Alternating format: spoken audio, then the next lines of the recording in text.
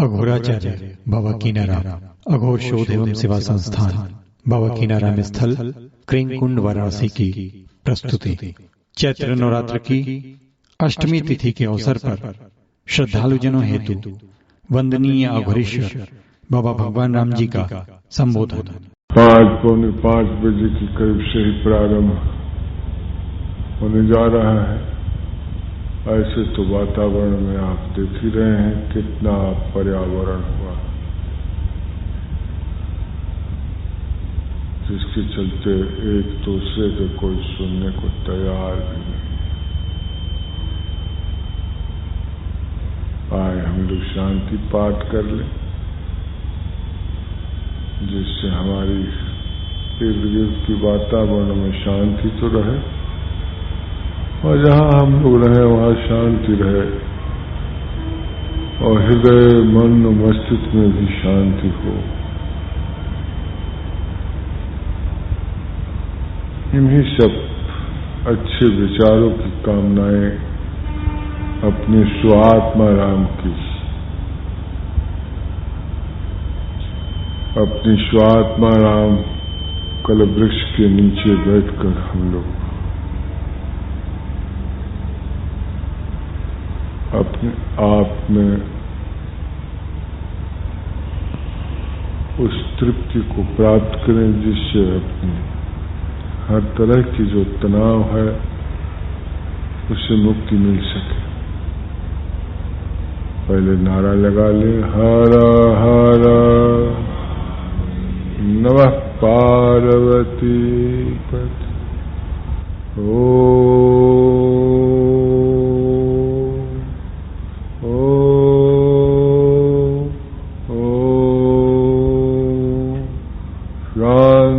शांति शांति। घोरेभ्यो घोर सर्वाभ्यो नमस्ते नमस्ते रुद्रोपाम तत्पुरुषां विद्महे महादेवां धीमहि तन्नो रुद्रः प्रचोदयात्। शांति शांति शांति। आदरणीय बंधुओं, पूजनीय माताएं, हम लोग उपस्थित होकर अपने परंपरागत नियमबद्ध होकर अच्छे विचारों के जो अनुकूल हो अपने लिए भी और सभी प्राणियों के लिए भी, उन विचारों के लिए अपनी श्रवण खोले रहते हैं। पर दुर्भाग्यवश बहुत से प्राणियों की वह अच्छे विचारें सहायता नहीं से अच्छा नहीं लगता है। दूसरे की निंदा में उसकी बहुत ही तृप्ति मिलता है, दूसरे की शिकायत में बहुत ही तृप्ति होता है और दूसरे की उपेक्षा में भी उसे बहुत प्रसन्नता मिलता है। न मालूम यह मानव मन की वह सामान्य विचार से मेल नहीं खाता है। फिर भी तदव्य माहौल में रहकर इतना भयंकर पर्यावरण गंदगी को जो असह्य होता है वो भी सहने की क्षमता रखते हैं यहाँ के प्राणी। कोई उंगली नहीं उठा सकता कि यह गैर कानूनी है या कानूनी है। कितना नुशंस है, कितना यह गंदगी है। न मालूम किसी स्त्रियां गर्भवती की कितनी पीड़ा हो सकता है कि किसी बीमारियां की कितनी हृदय पर आघात पहुंच सकता है। इसका कोई किसी का कोई परवाह नहीं है और न शासक वर्ग का ही इस पर कोई ध्यान है और न यहाँ के वह उन्माद से भरे हुए लोग हैं जो इतना मोह के नशा में ग्रसित है जो शराब से भी ज्यादा विषैला है, उन्हीं के माहौल में हम लोगों को भी रहना है। बतिष्ठात बहुजीव विचारी का परिस्थिति है, कर ही क्या सकते, कुछ कह भी नहीं सकते, क्योंकि हम लोग भी इस नियम कानून में बंधे हुए हैं और उसकी पालन करने का भी कोशिश भी करते हैं कि उभर से हमसे पालन हो, वह टूटे ना, क्योंकि न मालूम सरकार या शासन का अपना पास भी कोई ऐसी व्यवस्था कानून भी है जिससे हमें तंग कर सकता है, हमें जेल में बंद कर सकता है, हमें पागल खाने में बंद कर सकता है, हम पर नाना प्रकार के दुराचरण की आरोप लगा के नाना प्रकार की परेशानियां खड़ा कर सकता है। और वह न करे तो अपने समाज में ही लोग ऐसे हैं मनुष्य जो इस दुष्कर्म करने में अपना कुछ भी नहीं उठा पाते हैं, वह उनकी ही एक जीवनचर्या है, बन चुका है। कोई एक कृत्य करने के लिए वह अपना बहुत महोत्सव मनाया करते हैं। इस परिस्थिति में, इस देश में, इस स्थान में जो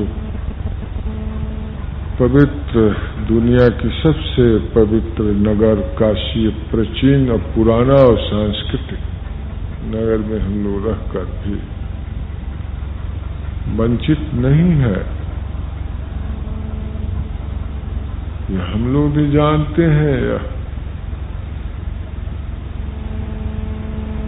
कि अपनी राष्ट्र, समाज और अपने देश के प्रति कितना अनुराग होना चाहिए, और सबसे बड़ा है हम लोगों का देश,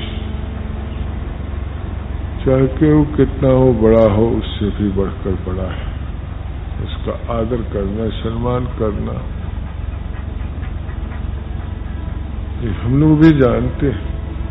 उसको पूरी तरह से निपुणता के साथ पालन भी करने के लिए जब उत्सुक होते हैं तो अनेकों तरह की बाधाएं उत्पन्न होता है बंधु। इसलिए इस माहौल में आप लोग जो उपस्थित होकर अपने उत्सुकता के साथ यह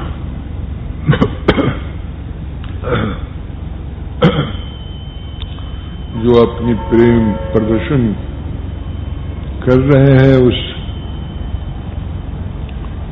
अपने महानता के प्रति यह आपका गौरव है बंधु, जिसे आप अपने आत्मा के प्रति जागरूक हैं, अपनी आत्मा को प्रज्वलित करना नहीं चाहते। आपके मन आपको अच्छे स्थान में ले जाए, आपका चित्त एक अच्छे से अच्छे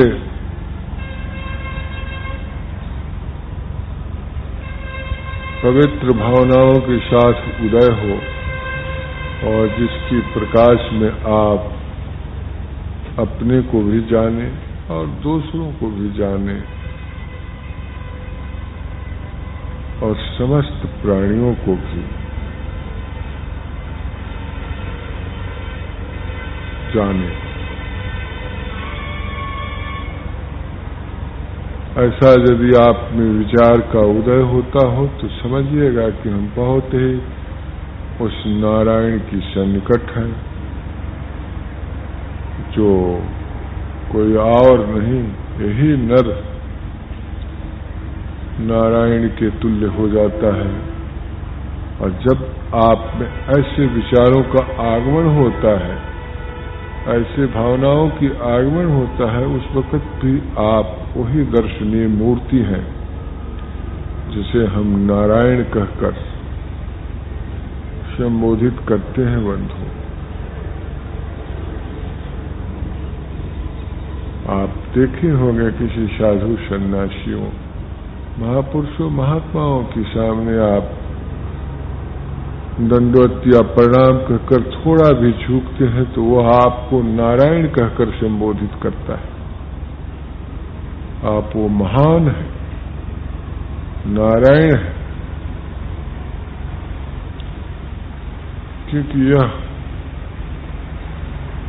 आपका नम्रता नहीं है, यह आपका दंडवत और प्रणाम, आपके दंडवत प्रणाम आपका यह छोटापना के घोतक नहीं है बंधु, ये महान का घोतक।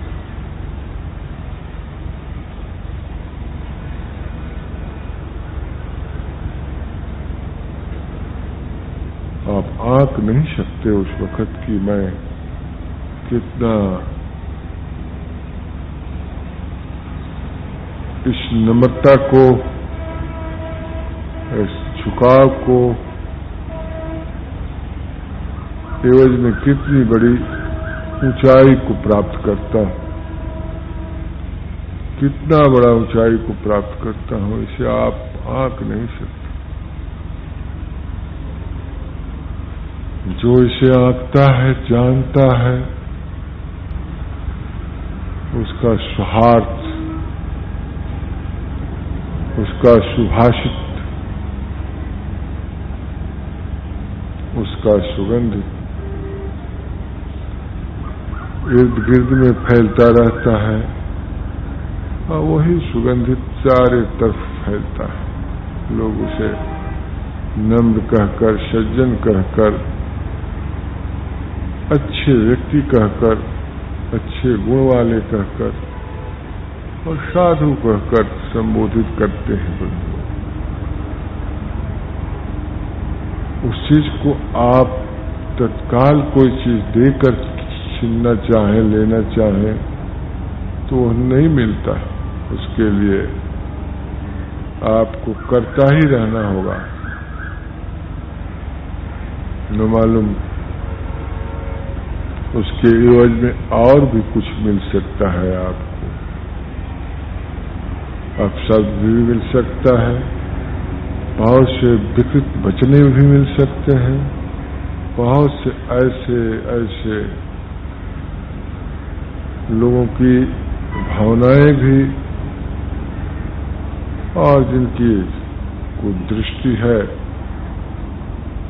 चरमचक्षु है, वह उसी से देखते हैं। ऐसा भी देखा गया है। वो तो ऐसे अधीर्य नहीं होना चाहिए। यह अपने आप को सशक्त बनाता है और अपने आप को एक नई प्रेरणा भी देता है। बहुत कुछ आवेश में आकर या भावावेश में आकर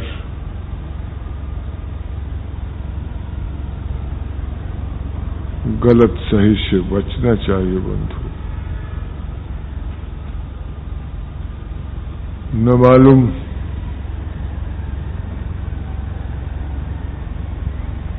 इस पृथ्वी पर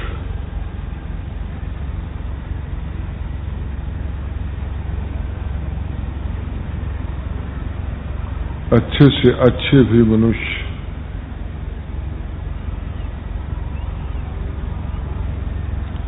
गुरुदेव की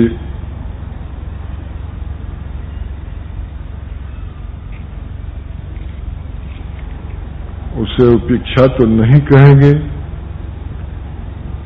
हम यहाँ के मनुष्यों के उपेक्षा के कारण अतौल से साबित हो जाते हैं। उन्हें और वह स्वयं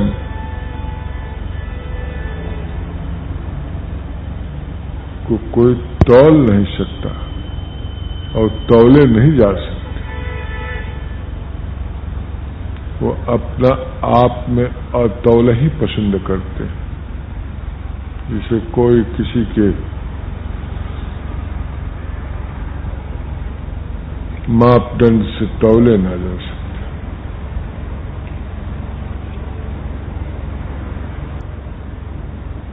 और जिसका ऐसा दिनचर्या है और जो इस तरह से जीता है वो जीता है बंधु। देखते हैं बातें बहुत से तिरपिटक के किया जाता है, शांति, सुख, समृद्धि, अच्छाई, नाना प्रकार की अच्छाइयों की बातें। मैं कर्म करते हुए गीता को देखेंगे जिसमें मार काट लूट, एक दूसरे के तिरस्कार, चाहे वो बाप हो, भाई हो, चचा हो, काका हो, गुरु हो, आचार्य हो, सबको उन्माद ने तिरस्कार करने की, बहिष्कार करने की, उन्हें नीचा दिखलाने के, उन्हें निरादर करने की प्रवृत्ति दे देता है। यह उस अज्ञात की क्या कहा जा सकता है। ऐसा ही माहौल में हम लोग अभी हैं। सप्ताह भर के बाद माहौल बदलेगा, समय बदलेगा, आए हुए तूफान, ये बादल छट जाएंगे, अच्छे प्रकृति में भी अच्छी उदारता दिखाई पड़ेगा। और जो मोह के नशा में चूर हैं उनका नशा भी फट जाएगा, उतर जाएगा। तब तक वो अपनी खुमारी में इधर से उधर क्या कर दिए हम, क्या करते रहे हम, क्या मुझसे हो गया, उस उधार बुंद में भी उनका एक सप्ताह फिर बीतेगा। और गलानियों से वह मनुष्य अपने आप को कोसता है बंधु। यदि वो सच्चा है तो कोसता है, और यदि उसको अपना जन्म सिद्ध अधिकार समझ रखा है, अपना कर्तव्य समझ रहा है, तो उसी में जलता रहता है, जलता रहता है, झुकता रहता है। उससे तो आपका जीवन बहुत ही अच्छा है, बहुत ही अच्छा है। जो ऐसे माहौल से आप दूर हैं,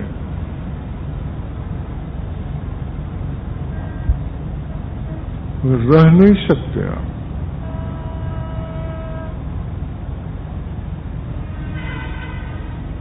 रहने देगा भी नहीं है तो प्राणी। फिर भी आपका चेष्टा ऐसा हो कि जो तमाम विकृत तरंगें जो निकल रही हैं, इन तरंगों के पड़ने से अपने आप का मन, चित्त, हृदय सब दूषित होने वाला है। इससे बच सके तो अवश्य बचे, और उस अज्ञात से प्रार्थना करें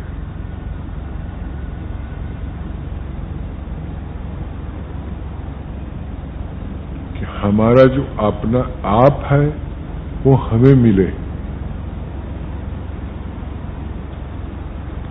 और हमारे में जो दूसरे का है वो चला जाए।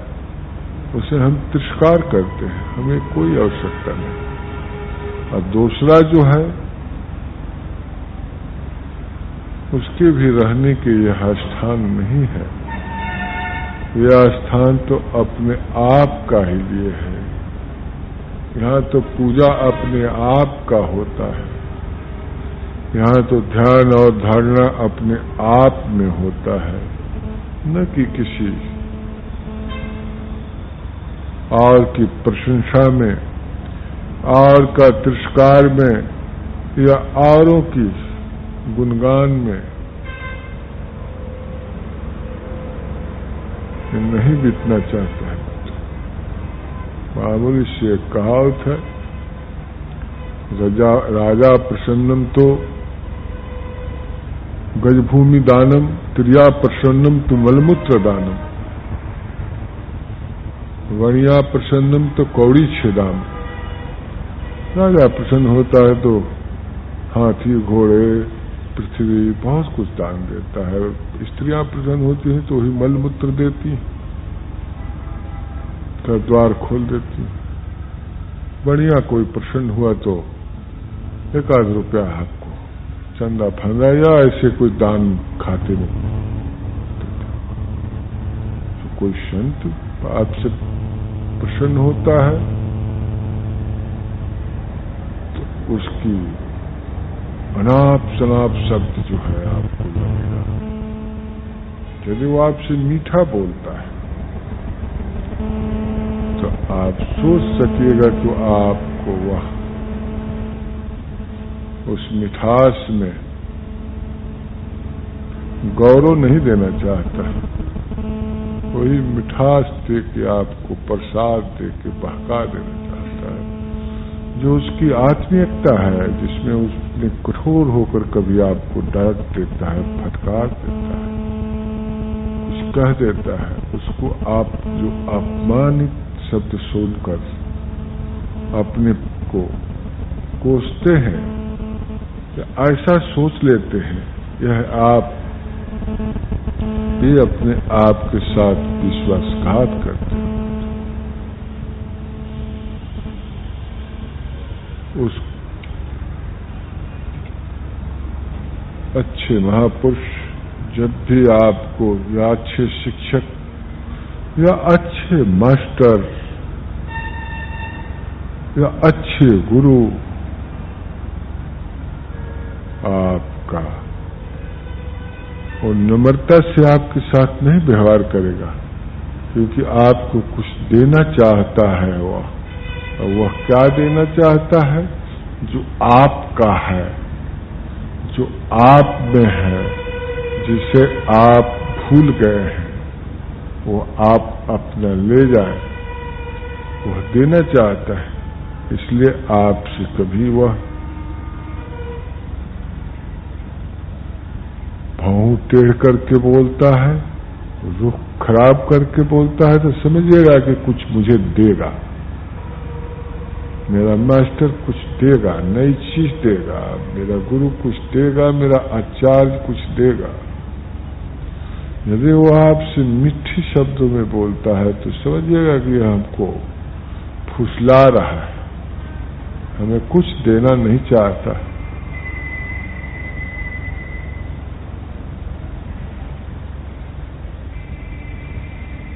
जो कुछ